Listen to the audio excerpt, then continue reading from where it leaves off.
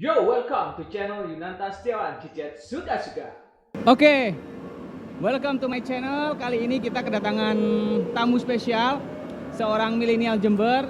Dia founder dari Imaiko dan Java Cocoa ya bro? Java Cocoa Agatha. artisnya, ya. Oke, gimana kabarnya bro? Alhamdulillah baik. Oke, gue tuh kagum sama lu bro. Jadi bisa dibilang lu tuh satu-satunya anak milenial Jember yang bisa keliling Eropa nih, Europe tanpa duit sepeser pun. Ya nggak? Oke, Bisa oke. nggak sih lo ceritain biar you can spreading your successful story buat yang lain? Itu gimana sih ceritanya? Ya, sebetulnya sih kalau dilihat prosesnya panjang banget.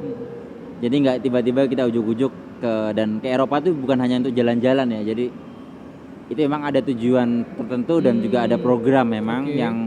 yang aku ikutin ketika itu. Jadi Lo bisa kasih tau nggak itu program apa sih bro? ya itu jadi dulunya kita gampang-gampangannya kita menuangkan ide dalam bentuk tulisan, kemudian Oke. itu tulisan itu kita uji coba, Heeh. kita validasi sebentar, uji cobakan secara real, kemudian kita kirimkan ke dalam satu program namanya kompetisi startup. Oke, lo berarti itu tulisan itu ide bisnis lo gitu? Iya, oke. Kan Itu bisnis ide kanvas. bisnis lo itu apa itu waktu itu? Ide bisnis apa itu? Jadi aku ini dulu bergerak di bidang jamur dan juga memang basic keilmuannya adalah biologi. Oke. Jadi cuma sejak sekolah dulu, sejak SMA itu emang selalu dididik untuk kita open mind. Jadi baca referensi, baca apapun, melihat apapun jangan pernah melihat di salah satu kotak gitu. Oke. Jadi kita ditinggal di Jember, tapi wawasan kita ataupun pengetahuan kita atau relasi kita harus banyak di luar gitu loh. Dan ketika itu memang di tahun-tahun 2000-an, tahun 2010 ya, itu belum banyak jaringannya seenak sekarang ya. Kalau Oke. sekarang itu tinggal WA atau beberapa media sosial udah mudah. Tapi ketika itu kita harus benar-benar membaca. Bayangin ada membaca. Dan Google itu adalah satunya. Jadi aku baca banyak referensi bagaimana membuat suatu inovasi itu referensinya jangan pakai di Indonesia aja. Oke. Tapi kita juga harus berwawasan global. Dan ketika itu aku sering baca artikel ataupun jurnal-jurnal penelitian tentang jamur dan juga tentang bioteknologi baru, inovasi-inovasi baru yang unik di Eropa. Oke. Itu tahun-tahun 2010. Jadi karena sering banyak baca itu, kemudian ketika ada satu objek jamur ini mau dijadikan apa kan? Yang selama ini kita kenal hanya jamur ya untuk dijadikan kuliner biasa gitu loh, Pak. Digoreng Atau dimasak dijadikan crispy oke. gitu loh. Dan sedangkan di Eropa punya konsep yang berbeda. Jadi sebenarnya gampang aja, itu idenya nggak muncul secara tiba-tiba gitu loh, dan juga bukan originalitas dari aku pribadi. Jadi kita mengadopsi copy paste. Oke. Kita kan Indonesia gampang meniru nih, Oke. tiru modifikasi gitu loh. Kemudian modifikasinya sesuai dengan karakter yang ada di tempat kita gitu loh. Dan ketika itu jamur belum banyak yang mengeksplor, kemudian aku akhirnya mengeksplorasi jamur. Oh, berarti lo dari jamur, jamur itu lo dapatnya di Jember itu gampang atau lo memang nanam sendiri atau lo libatin orang-orang itu? Ya jadi dulu konsepnya sih apa namanya, Terus? untuk dijadikan ini olahan-olahan aja gitu loh. Terus memang awalnya juga ngerintis usaha dari kecil juga, dari budidaya. Kemudian lihat referensi dari luar, oh dijadikan mushroom powder, jadi diambil nutrisinya, kemudian dijadikan seasoning, di blend sama beberapa kuliner yang lain gitu loh. Nah, itu aku modifikasi sih, contoh aja, contoh dari jurnal aku jadikan suatu produk, dan juga nggak persis banget gitu loh, dan sesuaikan dengan karakter dan kondisiku yang ada ketika itu Oke. waktu masih di kampus.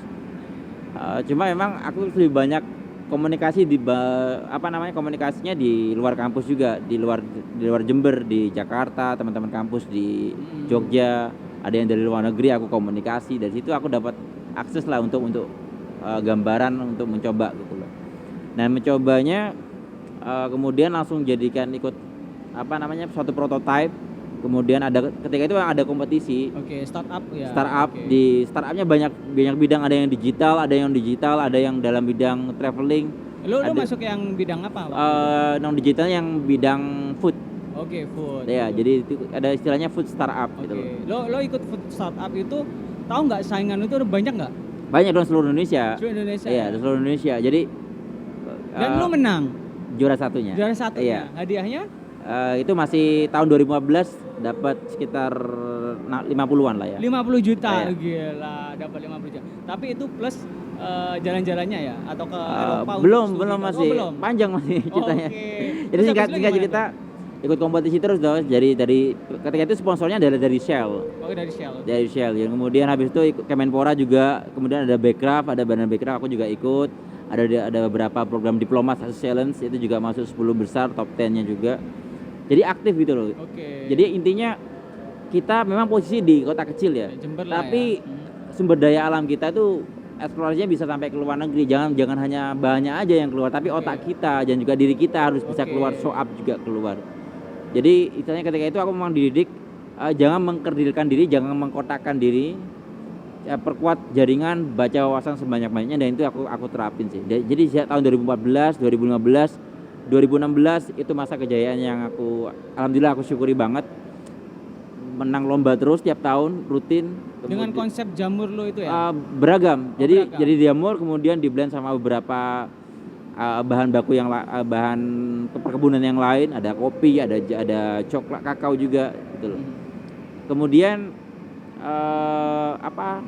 dari situ ada masa-masa yang kita mendapatkan relasi yang sangat cukup luas. Tapi di Society diuji juga. Namanya kita membuat suatu perancangan kan harus ada sisi trialnya. Jadi ada yang sukses, ada yang tidak. Dan ketika trial itu, ketika sukses itu banyak yang memuji gitu loh. Oh.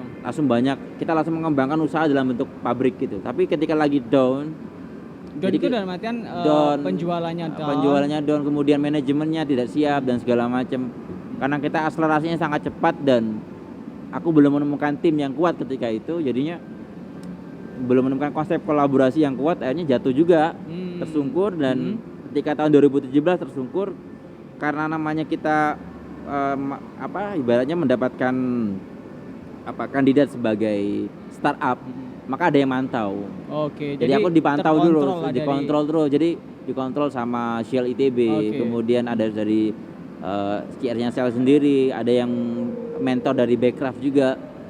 Jadi itu ibaratnya mereka monitoring, ada yang salah diperbaiki lagi dengan konsep yang baru.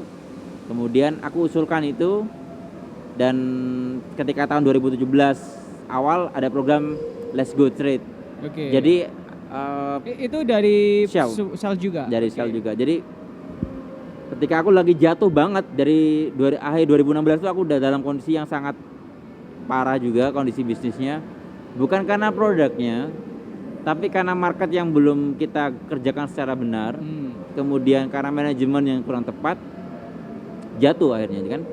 Jatuh akhirnya meninggalkan banyak hutang kan, namanya trial itu pasti ada susahnya lah, susahnya banget, dan itu sangat, kalau bisa dikatakan bisa hampir gila lah ya itu. Oh gitu ya. Berarti lo itu udah dalam proses perjalanannya itu memang jatuh banget ya. Dan di posisi lo jatuh banget itu ada secercah harapan lah. Iya, jadi tetap dikuatkan lah, terutama dari keluarga, kemudian dari teman-teman deket, dan dari mentor juga. Mentor bisnis bilang, kamu tahun 2015 menang juara loh. Kamu harus buktikan prototipe kamu harus buktikan ide kamu, gambaran kanvas kamu, ya apa yang kamu tulis itu, kamu udah menyebutkan kalau namanya bisnis pasti ada namanya pasang surut. Dan ketika sebagai startup itu posisinya bukan ketika kita menang atau betapa bagusnya inovasi, tapi karakter buildingnya, seberapa mampu kita bertahan dalam kondisi yang sangat ekstrim. Jadi tercah badai, kondisi yang sangat berat, kita tetap bisa survive fight lah ya. Iya, survive, dan yang penting fight. Gitu. Jadi konsepnya adalah evaluasi itu penting. Kita wajib mengevaluasi, tapi yang paling penting itu adalah solusinya. Bagaimana untuk bangkit. Jadi itu. Dan dalam 2017 alhamdulillahnya ketika dalam posisi down tidak ada uang sama sekali, banyak utang. Iya, market ke pending semua, tapi brand tetap baik. Berjalan, ya? Jadi yang perlu dijaga adalah satu, branding.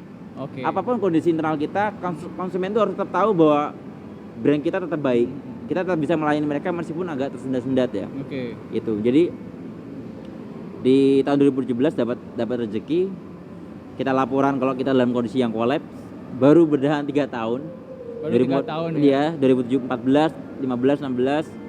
Tahun 2017-nya disuruh evaluasi. Belajarlah kamu ke Eropa. Berarti lo dari 3 tahun bisnis lo hancur, utang lo banyak, ya. Tapi lo bisa berangkat ke Eropa. Iya. Dengan tanpa biaya. Iya. Iya kan? Wow.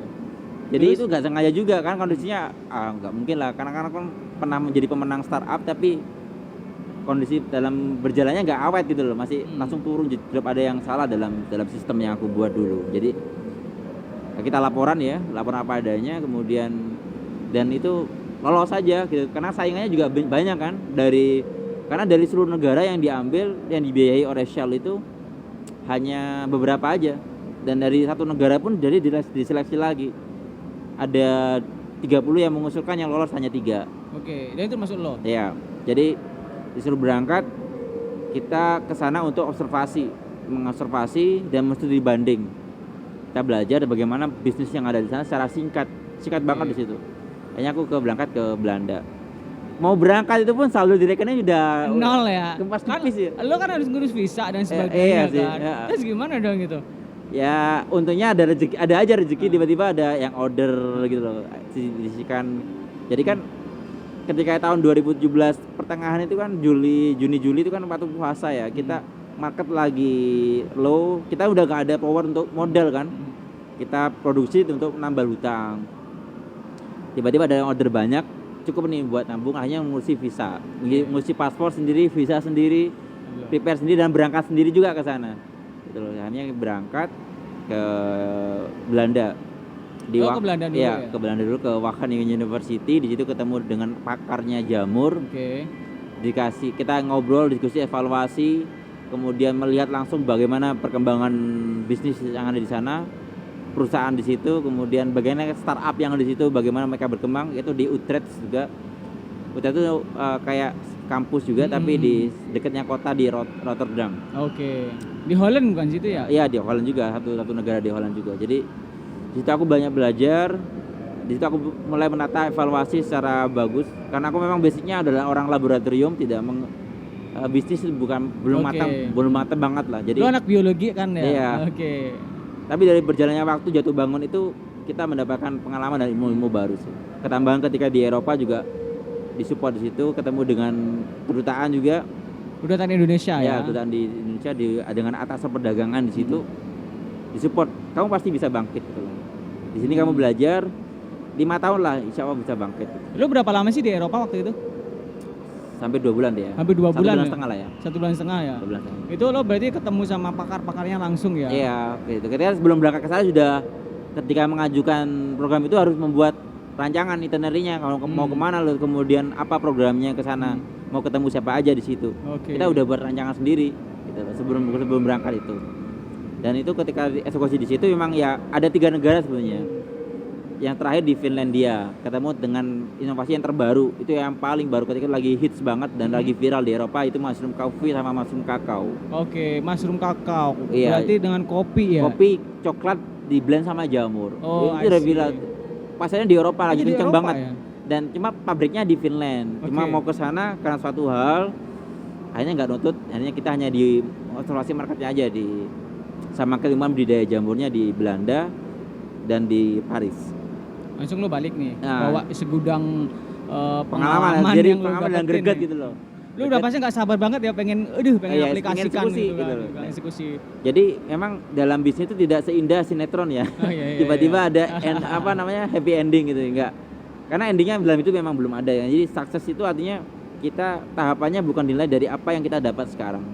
Bukannya dari segi materi, tapi ilmu juga, pengalaman, relasi, itu adalah bagian dari tahapan sukses juga. Bisa gitu. dibilang kesuksesan ya. Iya gitu. Jadi kalau dilihat dari suksesnya harus kita punya banyak karyawan, kemudian ambisi yang menggebu-gebu untuk segera mendapatkan aset besar.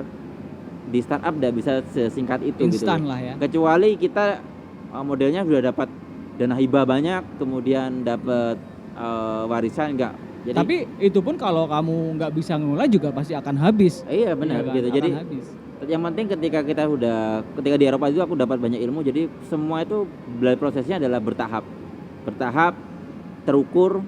Kemudian kita harus ada di open mindset, itu tetap istiqomah, harus tetap kita open mindset. Jadi meskipun kita udah di Eropa, udah ke Paris ya, kita balik ke Jember, jangan mengkotakkan lagi pikiran kita kita hanya pengusaha kecil di Jember. No, jadi kita punya banyak potensi di sini yang bisa kita eksplor keluar gitu loh. Contohnya ya hasil banyak sekali. Kita tinggal di daerah yang banyak perkebunan gitu. kemudian itu yang bisa dieksplor gitu loh. Terus kemudian ketika pulang dan di sana, jadi ketika di Belanda dan di Paris itu jadi kelihatan banget loh, oh ini wujudnya yang selama ini aku hanya dalam bentuk baca dan dalam bentuk iya. via Google gitu ya. Mm-hmm. Jadi dari situ aku banyak Lo lihat fisiknya langsung. fisiknya langsung dan ini melihat gini. berkomunikasi dengan market di situ gitu. Itu yang lo fisiknya langsung itu bentuk jamurnya yang sudah siap di konsumsi dan juga produknya banyak gitu loh. Dan kadang orang mikir, ngapain sih lo kamu itu berbisnis ikuti pasar gitu loh. Itu konvensional gitu loh. Sedangkan kondisi market sekarang ini, jadi yang paling penting itu kita tahu tren apa yang akan datang. Jangan sampai sebagai follower dong ya. Ya, oke. Jadi Indonesia ini kebanyakan meniru meniru karakter market dari luar. Jadi ketika contoh ya di Eropa berkembang tahun 2010, kemudian di Asia masuk berkembang 2014, di Singapura Asia Tenggara berkembang 2015-nya. Mungkin baru masuk di Jakarta tahun 2016-17. Dan mungkin untuk yang kita di Jawa Timur baru bisa merasakan itu trennya di Surabaya tahun-tahun 2020. Apalagi Jember ya. Ya Jember, jadi berjalannya itu memang ada rekodnya gitu loh, ada trackingnya. Dan ketika itu aku udah mempersiapkan apa yang akan terjadi 5 tahun ke depan, tren market apa yang terjadi. Khusus untuk jamur ini ya. Ya banyak ya. Jadi bukan hanya jamur, jadi memang basicnya adalah di food ya, tapi sekarang udah mengarah ke nutrisi, di medis gitu. Jadi segala kekayaan hasil perkebunan atau hasil pertanian, kita orientasinya jangan mengkotakkan tuh hanya untuk makanan ya, hanya untuk sebagai komoditi kebutuhan makan aja, tapi banyak sisi yang kita bisa explore di situ loh. Dan kita ya itu tadi harus banyak referensi gitu loh. Tapi sebenarnya gue penasaran tak, gini, lo kan usaha jamur otomatis melibatkan para petani jamur kan. Ya, kalau kopi lo melibatkan petani farmernya kopi kan. Nah, otomatis kan lo juga sebenarnya membantu pemerintah untuk programnya mereka nih, untuk mengangkat petani-petani jamur, kesejahteraannya mereka. Nah, lo nggak dapat gitu misalnya dari pemerintah dana hibah kayak bantuan kayak atau mungkin bisa sama sekali. Ya, jadi dari pusat sih ya, itu pun kalau kita udah menang startup ya. Itu gara-gara lo menang startup baru dapat. Iya. Ya, tapi sebenarnya udah pernah ngajuin belum ke enggak. Jadi gini.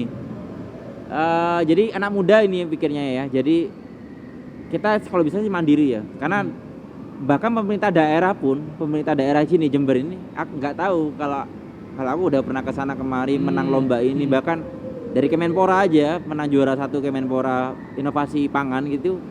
Banyak yang nggak tahu juga. Aku juga nggak mau laporan juga, nggak mau gembor ngapain sih gitu loh. Jadi tapi aku ada kayak visi untuk mengajak anak mudanya langsung. Karena gini, kalau kita berpikirnya kalau daerah nggak mau diajak kerjasama ya sudah, kita langsung mandiri gitu. Jadi intinya bukan kita menghadirkan daerah, enggak. Itu akan ikut otomatis gitu loh. Jadi yang menjadi fokus kita itu adalah pengembangan diri secara mandiri. Nggak usah menjagain siapapun gitu loh. Kalau kita menjagakan bantuan pemerintah dan segala macam, itu akan menghambat diri kita sendiri untuk moving gitu loh. Oke. Nah itu jadi tahun 2017 pulang, dari 2018 inovasi terus, garap marketnya lagi, dan nggak mulus juga karena posisinya kita tetap menjaga supaya kita tidak mengharapkan bantuan pemerintah tadi yang dibilang Mas Yunan. Tiba-tiba pulang aku minta bantuan dong, ini enggak. Sama sekali alhamdulillah belum pernah kita mengemis seperti itu. Karena kan kalau pikiran ya nggak tahu sih ya, maksudnya pikiran orang normal, gue tuh jujur kalau gue sendiri kalau di posisi lo gue pasti akan ke pemerintah. Ini loh ada program bagus yang bisa menyejahterakan mungkin petani-petani jamu dan sebagainya gitu. Mungkin kalau gue seperti itu ya gitu. Tapi mungkin pikiran orang kan beda-beda ya, termasuk lo sendiri, lo lebih ke gimana caranya udahlah mandiri tapi istilahnya dengan independen lo sendiri, mengajak orang-orang untuk bisa mengikuti langkah-langkah lo supaya bisa mengetahui banyak hal dan bisa bermandiri juga gitu kan. Iya, jadi itu dulu tahu lombanya juga karena dari relasi sih ya, dari kita banyak teman di kota besar, kemudian kita memang fokus dan mengeksplorasi diri. Jadi fokus eksplorasi diri terus, bukan eksplorasi diri bukan menunjukkan aku ini bisa ini, tapi tunjukkan dalam bentuk suatu karya gitu loh. Jadi itu kemudian berjalan waktu 2018 dapat kesempatan lagi. Hasil yang aku dapat belajar di Belanda itu tak terapkan. Kemudian ada namanya produk mushroom coffee dan mushroom kakao bikin sendiri kita. Kemudian ada kesempatan untuk ikut pameran di UK. Di UK. di London tahun 2018. Oke. Produk lo yang dari kopi sama jamur itu bukan Ya, sih? ya Iya, di blend oke. kopi dan Oke. coklat jamur itu. Terus? Ya, itu kan masih prototipe kan. Kemudian ada satu kesempatan program dan itu tahunya jadi relasi juga dari apa namanya komunitas ya. Ada program itu kemudian ini kayaknya nggak bisa deh Agatha ikut soalnya kan belum pernah izin. Yang ini udah siap udah show up. Kemudian mereka produknya apa Agatha ketika aku ditanya kan di WhatsApp gitu. Aku kirim dataku, kirim semua file-filenya tentang company profile, kemudian katalog produknya, produk knowledge-nya tentang inovasi yang aku kerjakan sekarang.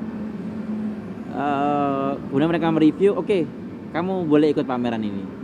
Namanya pameran di IOF Indonesia Organic Food itu digunakan sama KBRI sih, sama atas perdagangan untuk trading tentang mengenalkan produk inovasi yang ada di Indonesia. Daerah nggak tahu ini, kayak aku selama ini moving tanpa melibatkan daerah. Halo, berarti lo bener-bener independen sendiri, lo gerak-gerak sendiri, banting tulang sendiri. Iya, gitu. Tapi manfaat lo itu sebenarnya juga buat masyarakat juga kan. Iya, tetap gitu. aku sendiri sama teman-teman daerah yang ada di Jember dengan petani, dengan komunitas dengan Pusit Koka semuanya itu kan memang independen mereka kan, bukan pemerintahan daerah. Jadi pernah sih sempat komunikasi sama pemerintah daerah untuk ayo ngajak. Oke, gitu. dengan program lo itu ya. Ngajak untuk bukan minta dana loh ya, ngajak untuk kita campaign ya. Artinya campaign untuk ayo moving startup, ayo moving entrepreneur, ayo moving pemikiran UKM menjadi 4.0. Oke. Jadi ke arah 4.0, bukan konvensional lagi. Ya hanya wacana ya. Mereka wacana ya sudah, saya tetap jalan aja, tetap komunikasi sama teman-teman UKM yang lain. Ibaratnya saling sharing lah ya, bukan mengajari tapi kayak saling sharing. Tak kasih jaringanku juga gitu loh. Jadi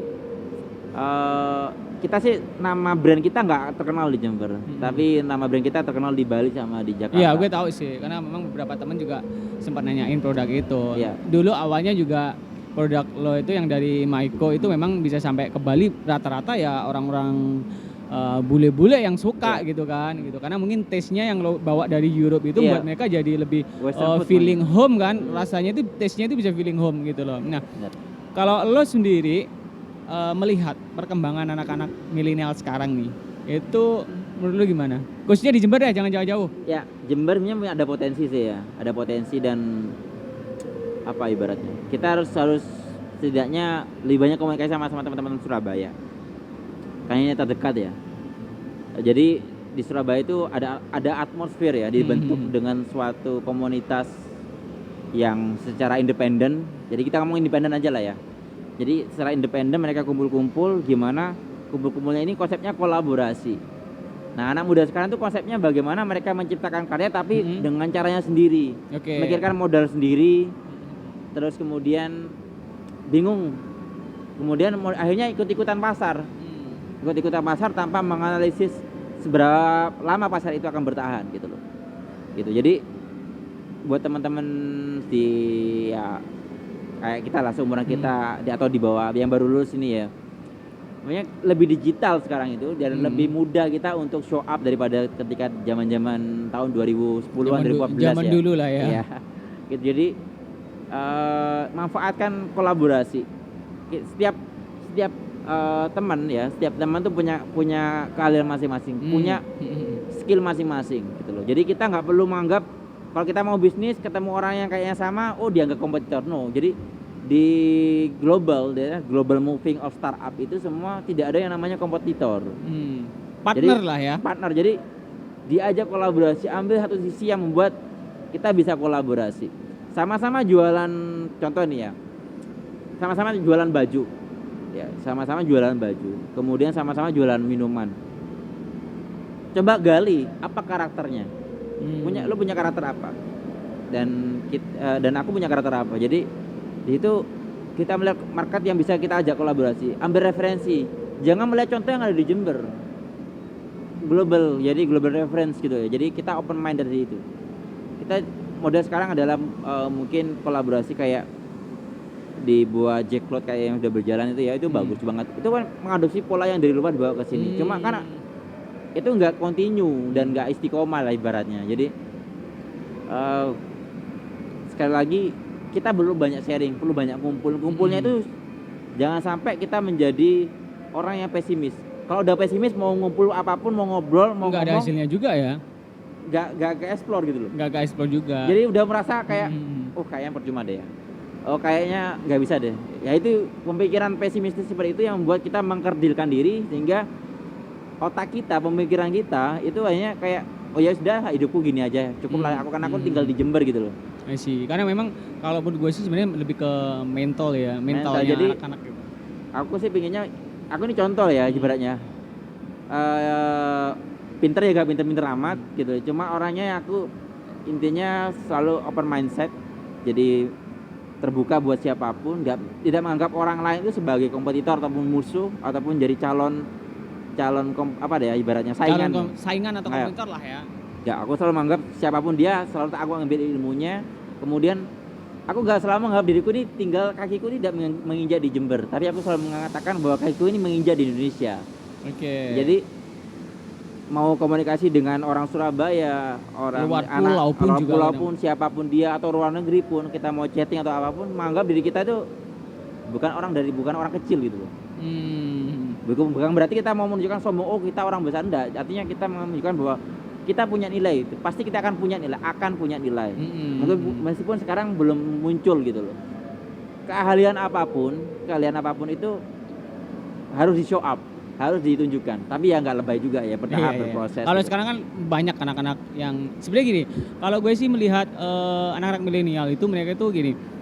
Mereka lebih takut gagal gitu ya kan. Mereka lebih gue pengen, sebenarnya mereka mindsetnya tuh ada, idenya ada, mereka mau jualan sesuatu itu idenya ada gitu, tapi sometimes mereka itu kayak modalnya juga dari mana, nanti kalau rugi bagaimana, nanti pun kalau tidak bisa mempertanggungjawabkan uang dari orang itu bagaimana. Ini sebenarnya kan mental ini yang buat mereka akhirnya menjadi defensif dengan apa yang mereka lakukan sekarang. Itu nggak ngapa-ngapain gitu loh. Nah, ini itu yang perlu jadi ibaratnya pelajaran ya dari saya. Ini jangan menjadi seperti saya dulu.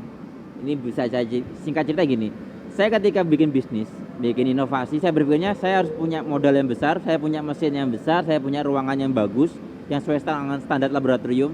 Akhirnya saya langsung beranikan diri memberikan diri untuk ngajak orang, investor atau siapa untuk mewujudkan ide saya.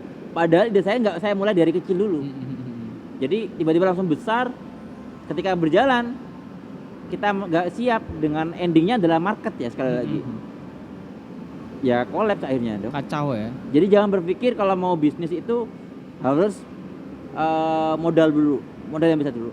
Mulai dari pelajari marketnya dulu, validasi market. Jadi kalau punya ide, marketnya ada apa enggak? Gitu. Coba dulu kalau nggak punya produk, pakai produk orang lain dulu, modifikasi sedikit. Atau jualin produk yang hampir mirip dengan karakter produk kita. Kalau lo sudah atau kalau kalian sudah eksekusi ide kalian, contoh nih idenya gini, aku pengen bikin produk minuman atau produk masker alami yang krim bagus, kecantikan lah ya. Itu. Misal ini salah satu contohnya.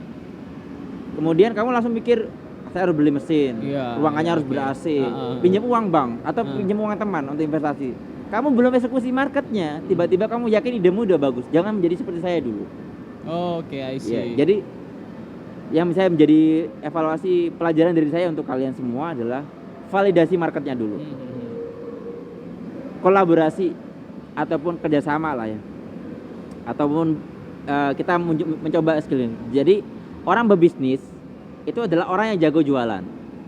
Ya, jadi jangan salahkan teman-teman ini anak kok sambil jualan kayak yang sepele ya, jualan sandal atau jualan apapun lah dia. Kok kayaknya pekerjaan sepele. Jangan dilihat ya. Jadi pembisnis itu ataupun pengusaha atau startup adalah dia yang jago jualan. Jago jual diri, artinya jual diri ya. Show up tadi itu. Jago mengeksekusi suatu produk yang kayaknya biasa jualnya, tapi dia bisa menjual dengan harga yang bisa lebih banyak atau market yang lebih luas. Belajar dari jualan dulu. Kalau teman-teman sudah bisa jago jualan, tahu sistem market, bisa mempelajari karakter konsumen, mau buat produk apapun itu pasti bisa. Wah gila, keren banget nih. Jadi banyak sekali kalau dilihat dari pengalaman lo bro. Jadi lo ya kan masih panjang, apalagi gue ya dia lebih panjang lagi ini. Tapi yang pasti semoga lu sukses. Amin. Banyak hal yang gue dapetin dari lu tuh banyak banget hal positif.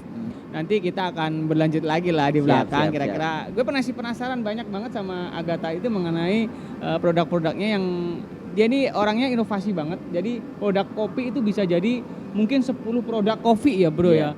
Coklat, kakao pun satu. Oke, ini kakao itu kalau di tangan dia itu nggak jadi coklat, tapi bisa jadi krim, bisa jadi whatever itu yang menurut dia itu ini laku dan layak dijual. Nah, hal seperti itu yang menurut gue itu harus dicontoh gitu loh, Bo. Yang pasti lu banyakin baca literatur, jurnal internasional itu wajib ya. Nggak hanya lu punya duit bikin usahanya tutup.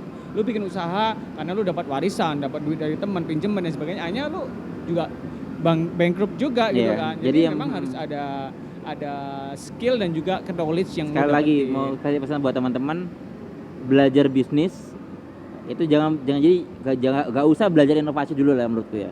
Belajar pelajari market. Belajar jualan apapun yang sekiranya, atau belajar jualan yang barang yang paling susah dijual. Kalau kamu bisa menjual itu, menjual banyak, itu berarti kamu jadi calon pembisnis itu. Oke, thank you banget bro atas kedatangannya, sukses selalu. Siap. Kita nanti akan ngobrol-ngobrol banyak lagi. Gue masih penasaran di banyak produk lo, jadi tetap kita jalin komunikasi ya. Oke, terima kasih guys sudah menyaksikan gue sama Agatha ngobrol banyak. Jadi tetap pantau di podcast kita di Yunanta Setiawan. Ciao, bye, thank you.